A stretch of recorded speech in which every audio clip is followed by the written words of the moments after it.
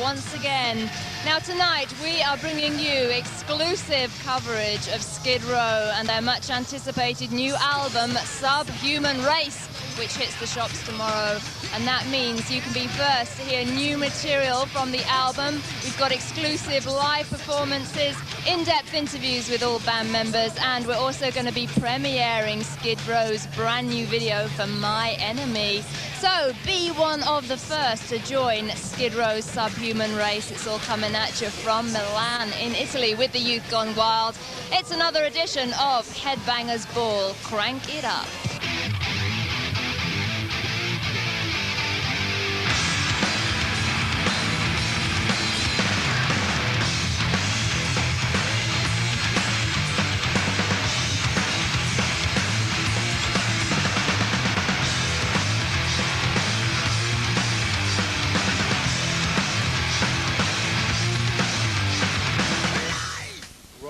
Welcome to Milan for a Subhuman special edition of Headbangers Ball. Over the next 2.5 hours, we're going to be coming to you from the beautiful city of Milan and bringing you the inside track on the new Skid Row album Subhuman Race, which is released tomorrow.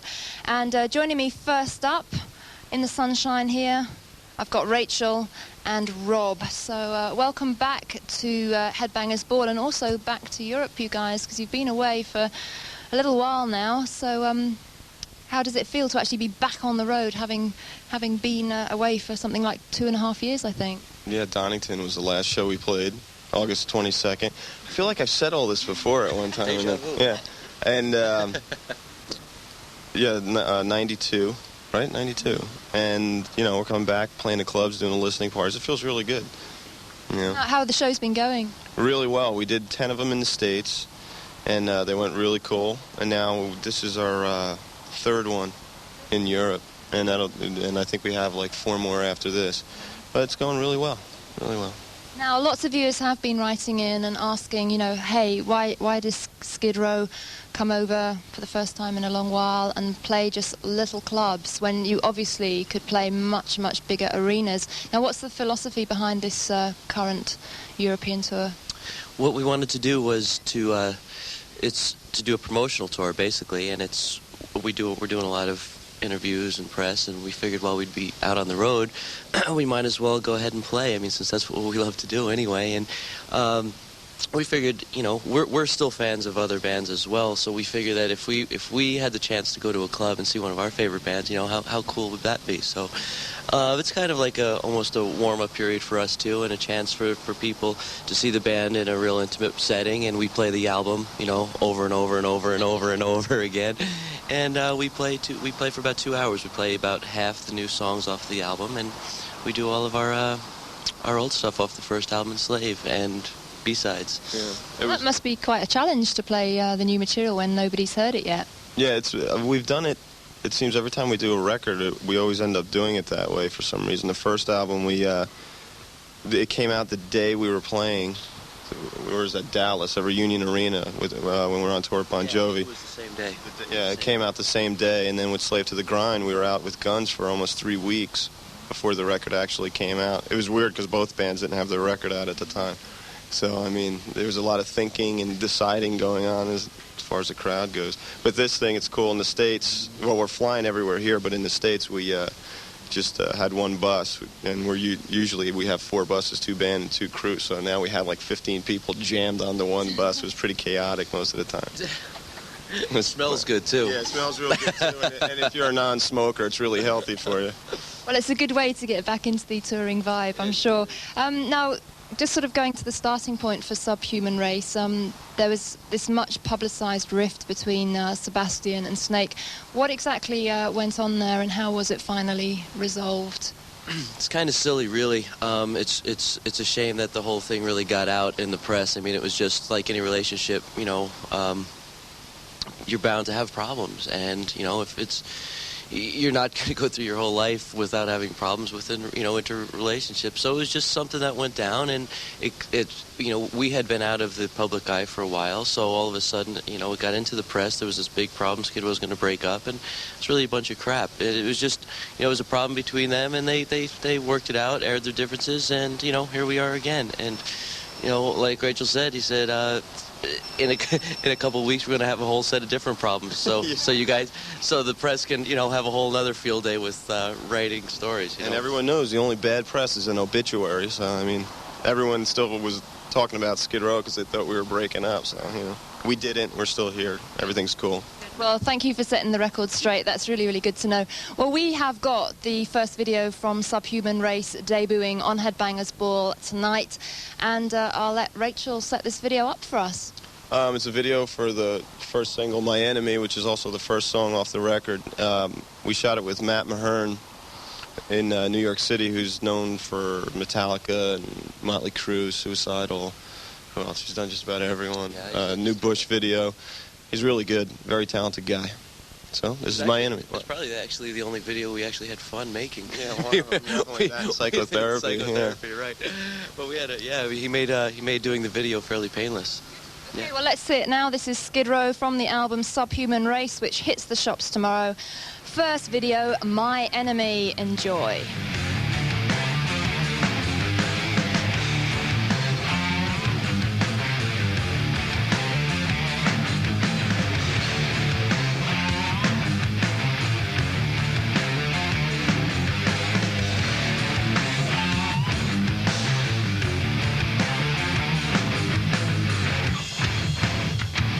Enjoyed that. We just got back from the new Van Halen video, the second single from Balance. That was Can't Stop Loving You. And it's a special edition of Headbangers Ball dedicated to Skid Row.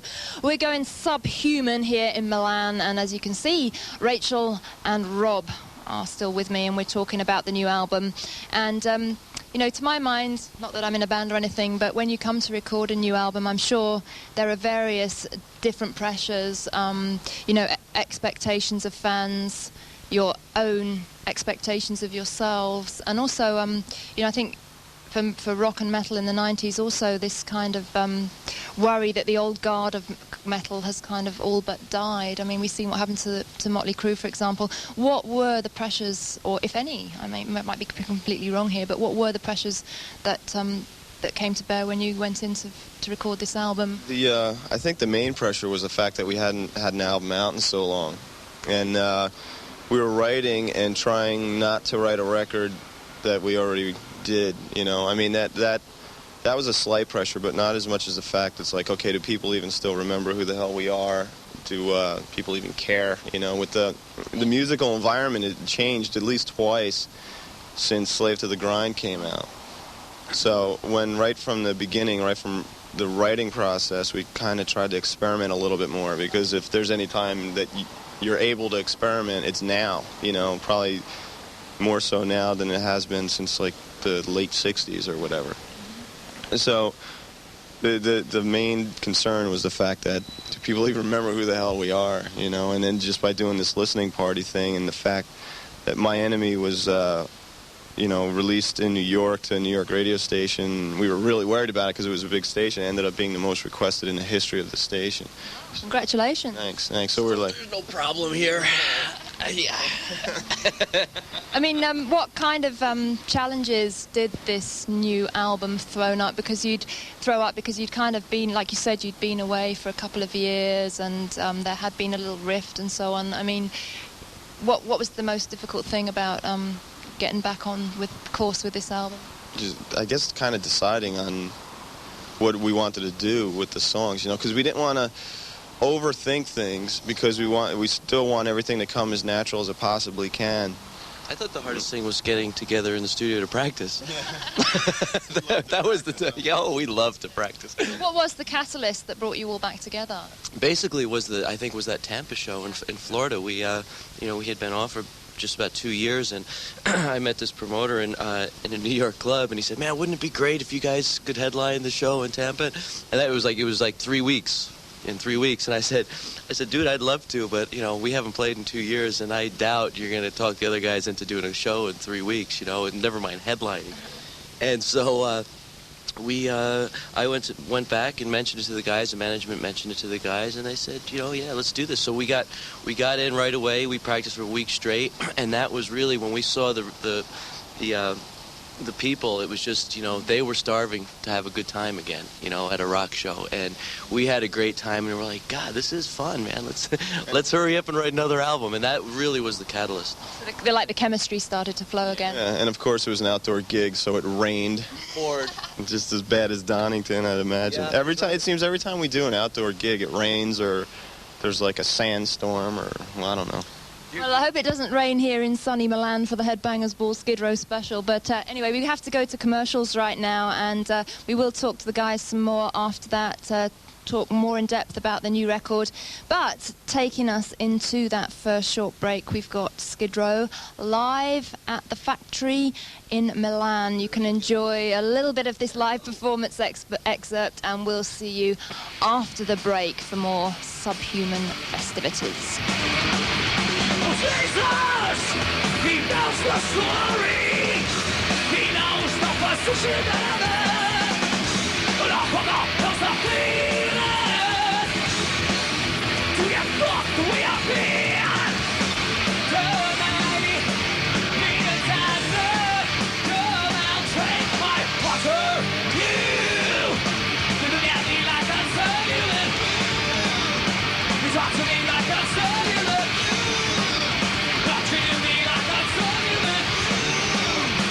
Jumping into the cellular race.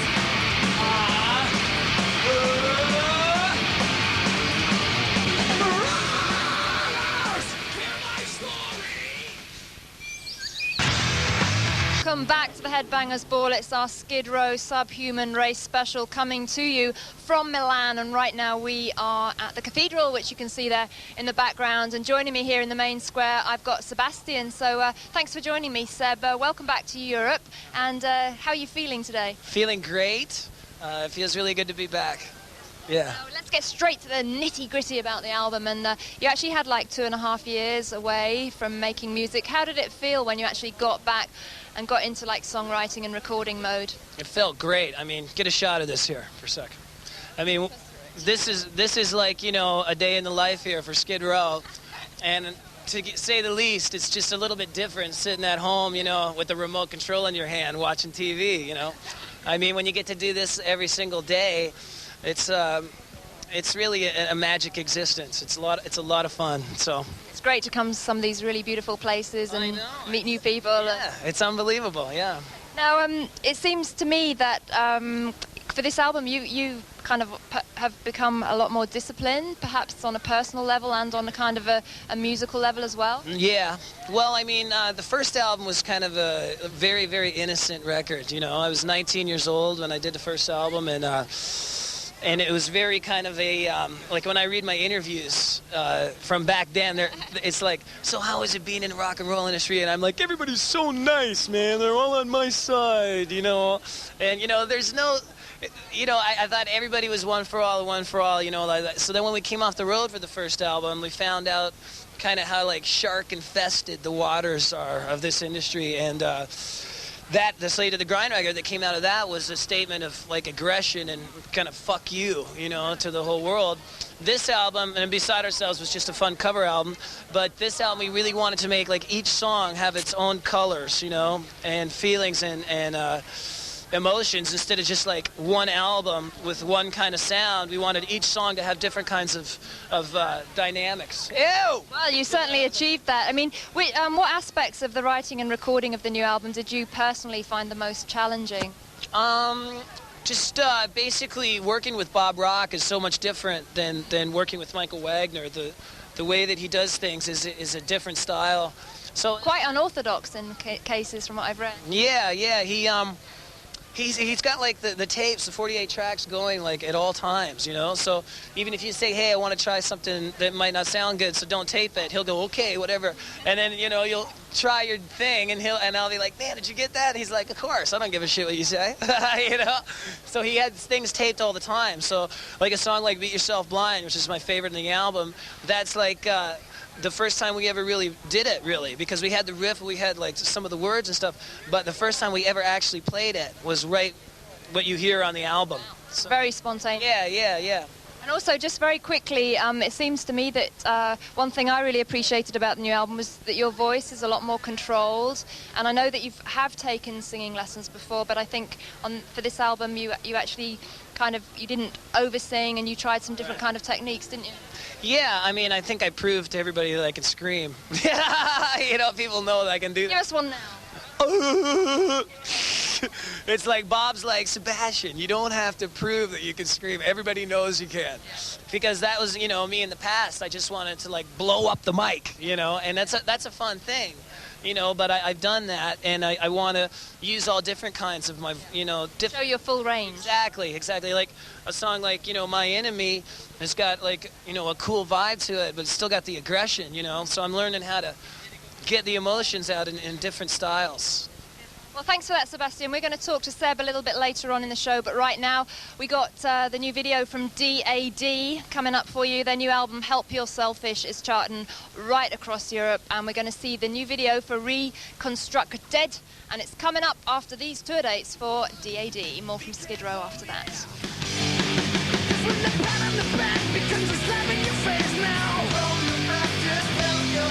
Me next on this special Subhuman edition of Headbangers Ball, I have got Snake and Scotty. So welcome to the show, you guys. How are you doing? I'm fine, thank you. How are you? I'm very good. It's good to be back in Europe. It's been a long time since we've seen you. We're very pleased to see you. I'm very pleased to see you, everybody out there. I know from the letters we've had and everything. Really looking forward to the album, which is out tomorrow. So bear that in mind.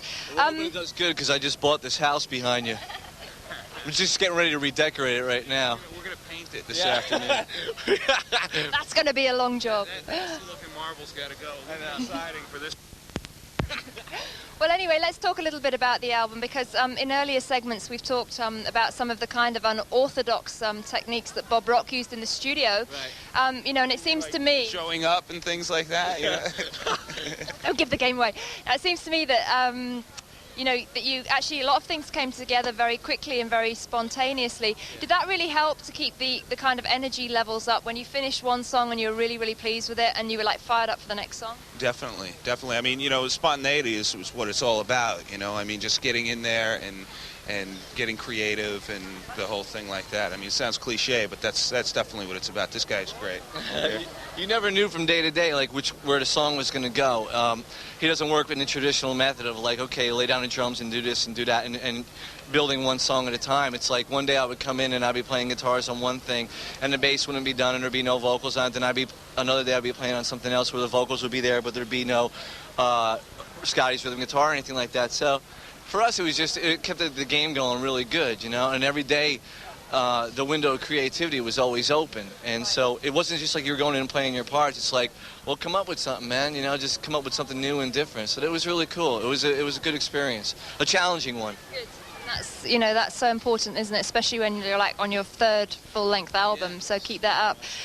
There is a lot of diversity on the new album, and when people can go out and listen to it tomorrow, do you think that came about because it was so much of a kind of group effort and people brought different influences?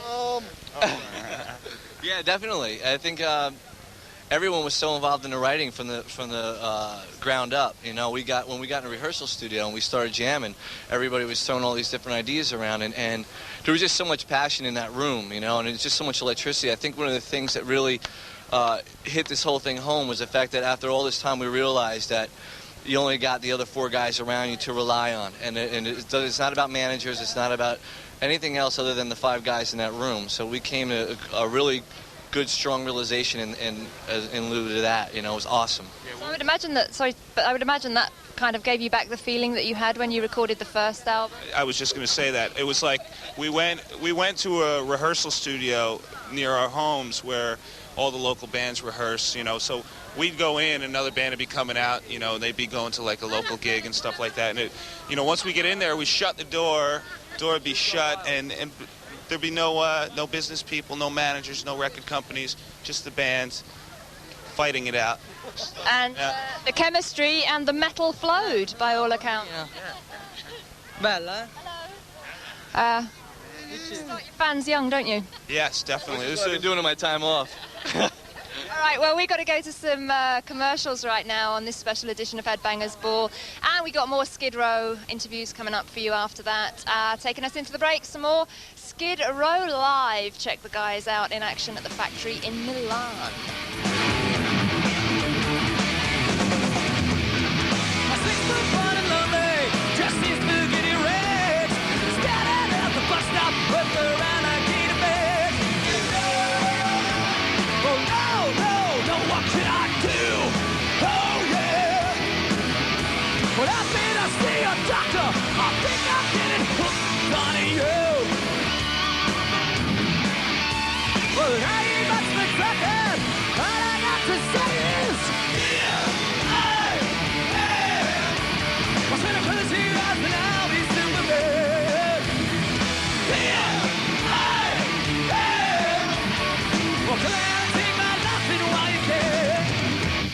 She broke my bleeding heart down Second Avenue.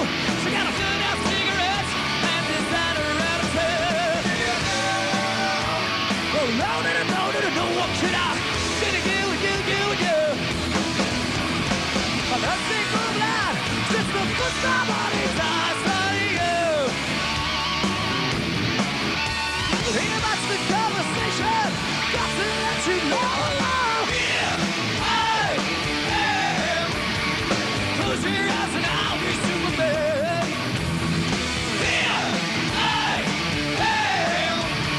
Well, come out and take my nothing while you're tired.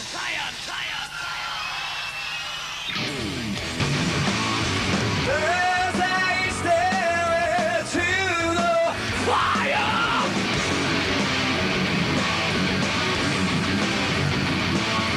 now my thoughts go up the trace.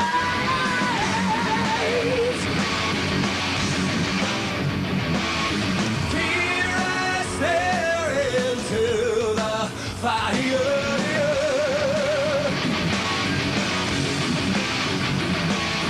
I'll be waiting for the rain. Oh yeah. The box I keep myself in closes on fire. So I feel the fire, so I can set the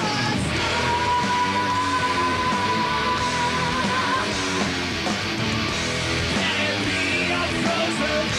Can it be a frozen? Can it be a frozen? Can it be a frozen? Okay, you have made it to the final part of the Headbangers Ball. It's our Skid Row Subhuman race special. And as you can see, the guys have just come off stage. So, how was it? It's great actually for Oh, well, it was loud.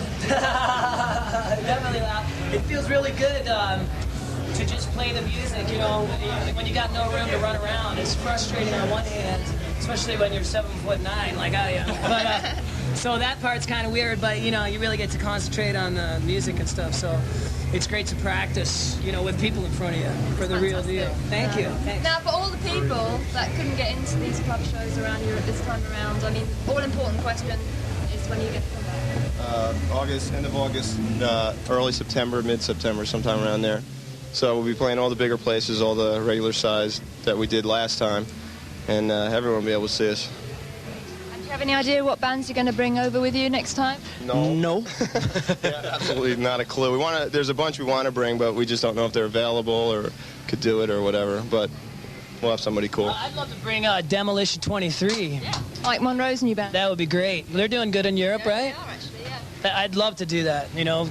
you know, help somebody out that helped us out, you know. Okay, so should we just finish on a final message to all your fans out there in Europe watching?